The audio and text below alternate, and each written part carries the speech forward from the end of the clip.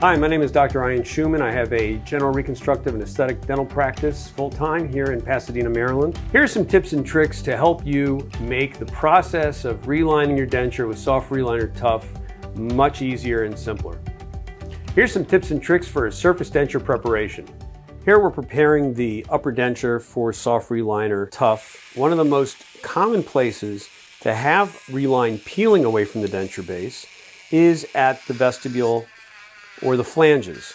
So in order to prevent the material from peeling from the flanges, we're going to create a preparation in the flange itself of approximately 1 millimeter. And that would be a step preparation, as you can see that we've done in this denture.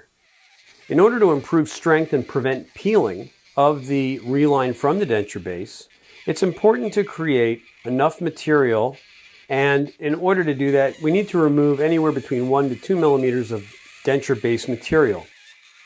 Doing it in this fashion is actually one of the best ways to create a long-lasting denture reline for an upper denture.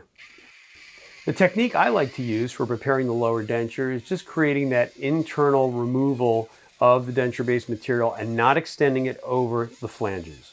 Following removal of the acrylic just internally, we're going to create a small bed that goes in the horseshoe shape of the lower arch and allow the SOFRELINER TOUGH to completely fill in all those areas in order to create a nice cushion for the patient. Those are my tips and tricks. Thank you so much for watching, and hopefully in the future you'll be a Tokuyama SOFRELINER user as well.